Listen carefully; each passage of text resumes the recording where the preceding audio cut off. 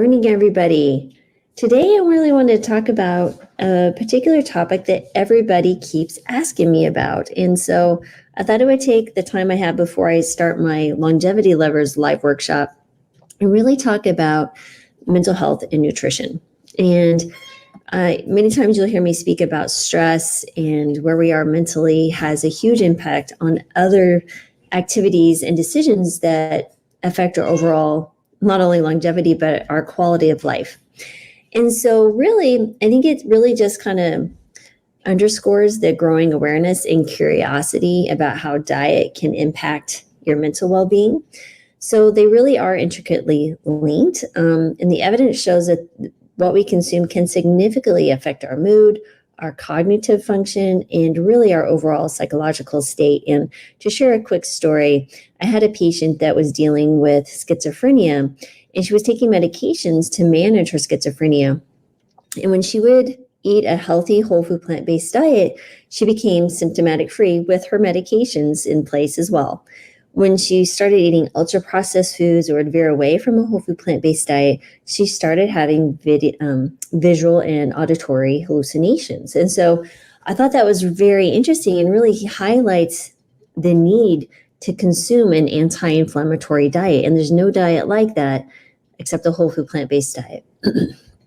And so how does this work exactly? Well, I think at the heart of the connection is the gut-brain axis, right? So that's really this complex communication network. It's linking the GI, your gastrointestinal tract, and the brain. And so it's not only important for your digestive health, but it really is important for mental health. So the gut, what we call the microbiome or the gut microbiota, comprises billions of bacteria that influence the production of neurotransmitters like serotonin and dopamine.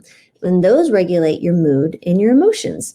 And so then a balanced diet, one especially rich in fiber and phytochemicals and vitamins and minerals, really support that healthy gut microbiome, and that fosters your mental well-being. In addition, there's some really interesting thing called nutritional psychiatry. Came across this term a few years ago, and that's an emerging field that just kind of talks about the role of food and mental health. And so research shows that diets high in fruits, vegetables, unprocessed grains, meaning, not the floury products, and foods that are high in omegas have a lower risk of depressive symptoms. So these would be things like omega-3 fatty acids, vitamins, minerals, antioxidants, which again, at the end of the day, combat inflammation, oxidative stress, and both are linked to mood disorders. We also need to pay attention to deficiencies, right? So that's why it's really important to eat a wide and deep variety of foods. We want to look at a variety of colors across the span of all plant-based categories. So fruits, veggies, beans, whole grains, nuts, and seeds. We cannot be fat phobic in a healthy plant-based diet. And really thinking about the different varieties even within those categories, right? So maybe you have oatmeal and brown rice or quinoa or farro in the grain category. In the beans, you're doing red lentils and black beans and pinto beans and kidney beans and chickpeas. In the fruits, you're doing all the berries, the blackberries, the blueberries, all yada yada, raspberries. The veggies, you're doing, again, dark green leafy vegetables. You're doing cruciferous vegetables. So lots of variety, like I said, in depth and breadth. So think about that. It's really important. So when we look at nutritional deficiencies, particularly omega-3 fatty acids, B vitamins, and vitamin D, and minerals like zinc, magnesium, that can exacerbate mental health issues, right? So when you have low levels, for example, of B12 and folate, that can be associated with depressive symptoms or fatigue. So really want to make sure that you, as a plant-based eater, are taking the one supplement that I say is a non-negotiable, at least with my patients, is B12. And most of my patients require 500 to 1,000 micrograms daily, and to ensure that you're above 500, less than 1,100 when you do your blood test. Myself, for example, I take 1,000 micrograms every single day. I just got blood work back. My levels are right around 915. So that's, and I'm religious about taking that B12.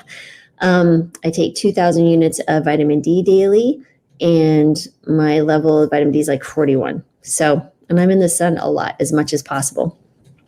So keeping those things in mind, sometimes you need supplementations, and other times you can just focus in on foods. For example, I eat a couple of tablespoons of pumpkin seeds a day.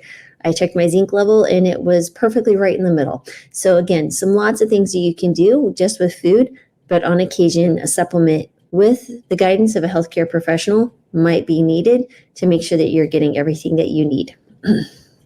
All right. So really, again, just remember that when you adopt a diet that's just naturally high in nutrients, like a plant-based diet, it can really support your brain health because it's low in things like ultra processed foods, sugars, high in really inflammatory type of fats. And studies have found that those who follow a whole food plant-based diet can really experience better mood and lower stress levels. One, because there's lower inflammation, they're sleeping better, their mood's better because they're probably decreasing certain types of medications, their health status improves, so that's less stressful. So it's multifactorial, but we cannot negate the nutrition that you're getting from the plant-based diet and your direct impact on your mental health. So how can we do that? I think there's 4 things we want to make sure that we're doing.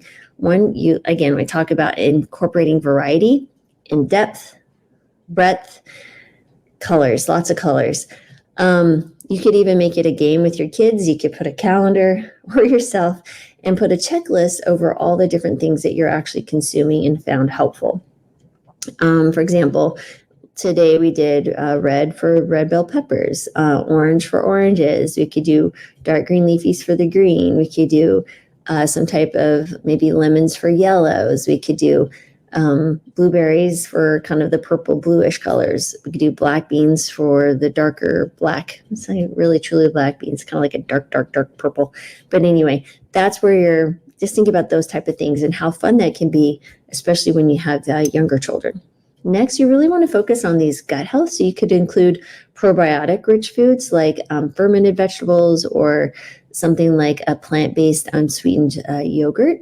That can really help support your gut microbiome. And of course, in the different types of plants that you're going to be consuming, you have different types of fiber, different percentages of their makeup will be different types of fibers, more starchy vegetables, more non-starchy vegetables. Again, each of those will build and support your microbiome in different ways. Maybe I'll do a video on the different types of fiber. Next, monitor intake. Really just make sure you're getting adequate omega-3s. You can do a blood test called Omega Check. How accurate is it? I think that's still up for debate, but it is an insurance policy in my mind. So the 3 supplements that I take regularly, B12, vitamin D, and my algae omega-3s. I think my brain health and heart health, there's something that I don't want to just necessarily say, yeah, I just going to assume that I'm getting I don't know, because when I checked my omega checks before taking the omegas, it was a little bit low, even though I eat ALA-rich foods like walnuts and chia seeds and ground flax. I do want to make sure that I'm getting enough of the omegas. And so I started supplementing and it bounced right up into that nice little range. Next, really limit these ultra processed foods. I hate to use the word processed foods because even beans, when they cooked, are kind of processed. But what I'm talking about is this ultra processed foods that have, like frankenfoods, right? They have a long list of chemicals and things that you just cannot quite understand how to say unless you have some special degree. But you really want to limit your intake of added sugars, not necessarily the natural quote unquote sugars that you'll find in fruits. What we're talking about is the tablespoon sugars that you're adding, right? The things, but even limit things like maple syrup. And if you're not vegan, but honey, agave, because your body still sees these are simple sugars and they will react. You'll see quite a bit of a rise in your glucose.